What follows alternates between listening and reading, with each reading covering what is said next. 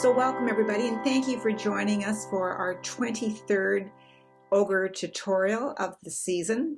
And it is the last one, and we're really pleased to have you join us for the premiere showing of the tutorial and for this Q&A session. My name is Margaret Merkley, and I'm chair of the program committee and the president of the Ontario Guild of English Handbell Ringers. Hello, my name's Rob Cairns, and I'm going to be the other moderator for today. I am Vice President of Ogre and Chair of the Education Committee. Today's tutorial on chimes was presented by Debbie Fingas. In addition to this tutorial, Debbie has already presented two tutorials, one on demystifying meter and another on four in hand. And both of these are available now on the Ogre website under the events section, and I hope that if you haven't had a chance to see them, that you take advantage of going in and taking a peek at them. Debbie is Minister of Music at Trinity United Church in Cobourg, where she accompanies weekly services and conducts two children's choirs, the Chancel Choir and the Jubilate Handbell Choir. In addition to her church work, Debbie enjoys being involved with the local community music groups, including being Associate Director for La Jeunesse Choir. Is that how I pronounce that? It is. Okay. Okay, and Debbie is also the chair-elect of the newly formed Handbell Musicians of Canada. At this point, we'll take questions submitted via Zoom chat. And we do have one here already, and it's from Maggie. Are there any good warm-up exercises without chimes that can precede a rehearsal? She hopes to get a choir going, and she wants to make sure they have the mechanics down before she actually uses the instruments with them. That's a really good question. I've never had opportunity to work with a group that didn't have instruments at their disposal. But I mean, I guess you could just have them, use, back to your wooden spoons or what have you, to get kind of circles and whatnot. In terms of the actual technique of like getting them to sound though, like that little flick, I can't think of something that you could use instead if you don't have a bell or a chime that actually makes noise. Oh, I see. Yeah. Rob, do you have experience with that?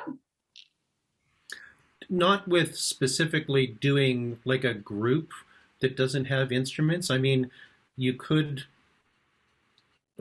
One of the things that I did while my people were away is I put some pieces on my website of chime music, and they would play along because we took our handbells home. I actually was able to deliver them to them, and they would have music which I had arranged or, other stuff like that. So I could give them the music right on the website, and I could do recorded music as well, and they would play along. I would imagine if you didn't have chimes, you could do something which had your notes, so you could still practice and do it at the right time if you were playing along to a recording of the full piece. And one of the things that I did is I arranged it in sections so you don't have to listen to the whole thing each time, and I would also do a rehearsal speed version of the piece so that they could work on it slowly. So that might be an option, but when I did it because I knew they had their, 2 or 3 handbells at home to actually rehearse that way. I mean, I think I would get them prepared in terms of getting reading going, making sure that, I don't know what their level of experience is in terms of music reading, but yeah, so I would start with, getting them with like, plastic cups, and they can do like, there's a really good book that has like cup drumming exercises with plastic cups that I downloaded and used with my Montessori class when I was teaching there, and so they could do that sort of thing and get them used to reading half notes and whole notes and that kind of thing, and clapping. And if you get them reading, then they're one step ahead when you get the chimes in their hands, right? So I think I probably spend more time doing rhythm exercises than, trying to get the actual mechanic going, which you can't really until you have your chime in your hand. But I think that's where I would spend my energy. Another thing you might think about, Maggie, is that we do have 23 tutorials now online, and you could pick and choose and see some of those might be good for some of your students to take a look at, as well as we have Maddie's minutes that are short, and they may be suitable they're more handbell rather than chime related, but they still might be a good introduction for the students. So you might want to take a peek at that on the Ogre website. And the other question I see there from you is about padding on the tables. And yeah, you don't need like foam. What I used was like yoga mats. Just so that you didn't have like a clunk when you put them down. They're cheap and they're thinner, and I just kind of rolled them out on the table, and that gave enough padding for like bell changes and stuff. Unless they're standing at music stands with just two, like it depends what level you're talking about as well. So, or they had the Montessori school where I had chimes. They had these little rolled up carpets that they used to put their like work on, and they worked on the floor, and sometimes we just got those and spread those all over the tables too. But yeah, I would put something down just to avoid the clunking. And I'll just add in on that thought as well. With my youth choir, we just recently purchased chimes because we haven't been able to sing, and when we got the chimes, we didn't yet have pads.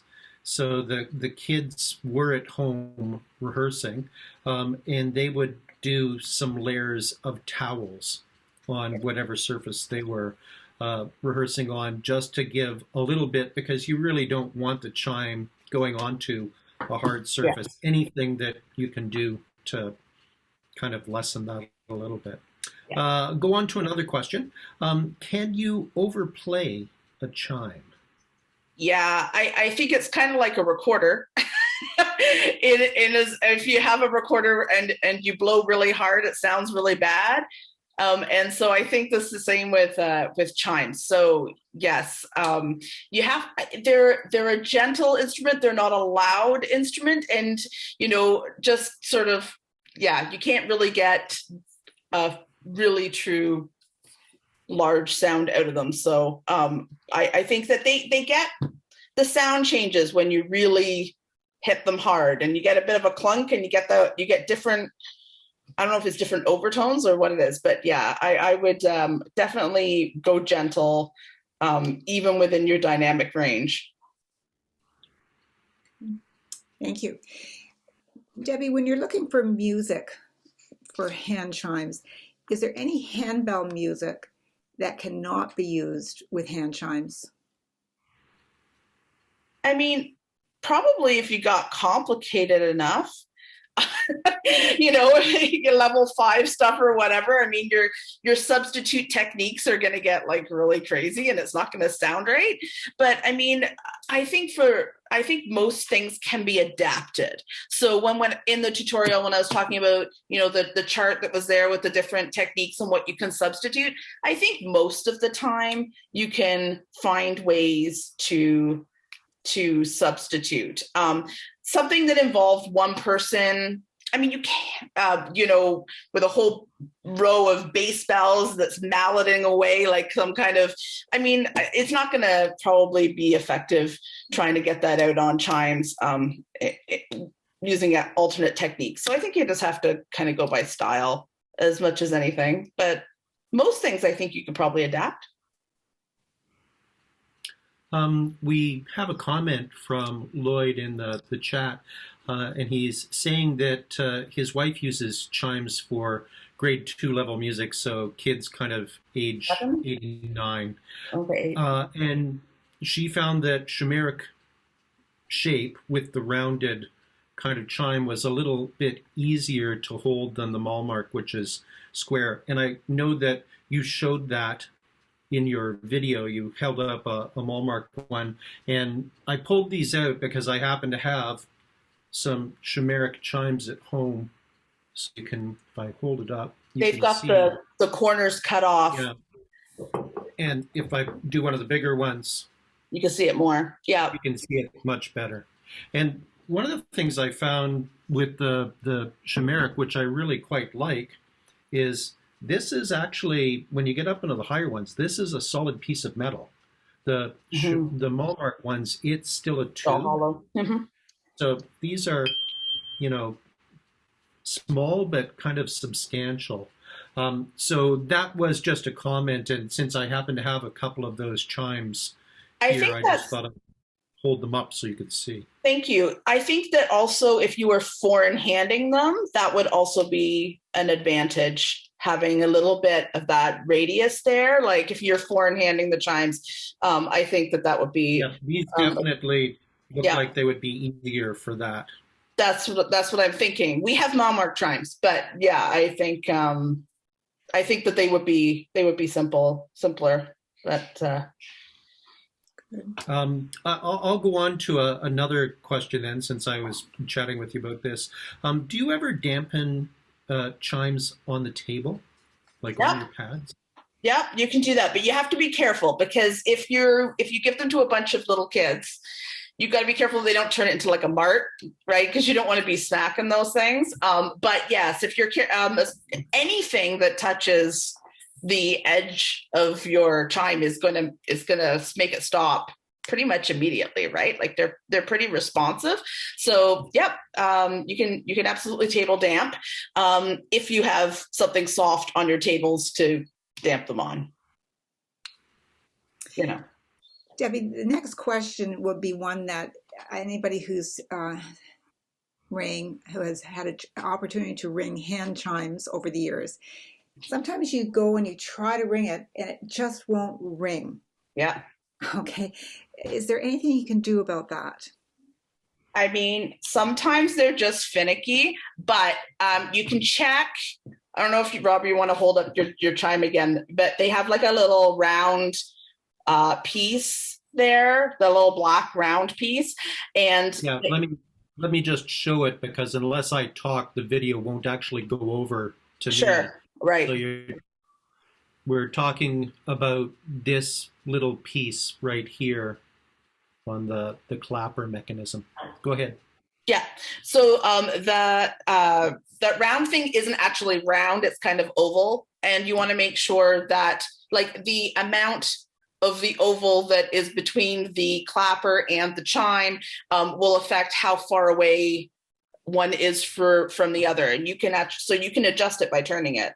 And there's a little hole, I think, or at least on our chimes, on the one side, which kind of gives you a reference point. Yeah, I'll just come in again. There is a little hole here, and you can see the distance that this chime is away. And if I turn it, can you see how that has now changed? Mm-hmm. It's quite a bit away. And if I turn it, I'm turning the little rubber part, and you can see it's now much closer. So that's the adjustment for it. And the other thing is to make sure that when you start ringing your chime, that you kind of make sure that the clapper is back. Because if you're just kind of holding it straight up and down, sometimes it doesn't have enough momentum to actually strike. So you actually kind of have to make sure it's tilted backwards a bit so that your clapper is away from the instrument, if that makes sense. You do it with bells too, but you do it more naturally with bells, I think, because you're touching the actual bell to your shoulder, whereas you're not with the clapper in the same way. So you have to make sure your clapper starts back. That'll help too. Make sure you're consistent. We have a question here, and also there's a one in the chat, and it's about Well, the question here is about the conversions that you did. Is there like a printable chart which talks about what technique you do with chimes as opposed to, or to replace it in handbells? And then there's kind of a question which relates in the chat is, will your slide presentation Sure. be available to put on the website? Because you had a nice little I have a chart chart there. in there. But So yes, I will send you my slides, and you can put them up with the tutorial. Yeah, okay, that would be good. Do PDF. you know of a resource which does that conversion table, or do you have a version which you've made, which we could also do as just like a 8.5 by 11 sheet, which I people could? forgot where I found that one. To be told, I did not make it. It's not mine, and I think I don't remember if I wrote it. I think it's written on there, but I'm sure that Chimeworks would have a resource, which is definitely, if you're working with chimes, especially with beginners and kids, you should look up their website, and probably the chime manufacturers have them too, but I probably found it on Chimeworks. Yeah. I think we've had really excellent questions, and Debbie, thank you very much for your follow-up answers, and Rob for your input as well.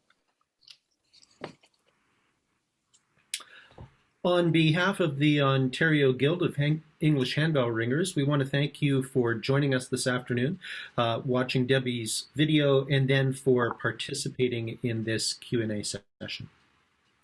As I mentioned at the beginning of this Q&A, this is our 23rd Ogre tutorial, and I'd really like to thank everybody who has participated in them, both by looking at the premier tutorials and being involved with the Q&A sessions. And today we'd like to thank Debbie in particular for hosting and creating this great tutorial on chimes. Thank you.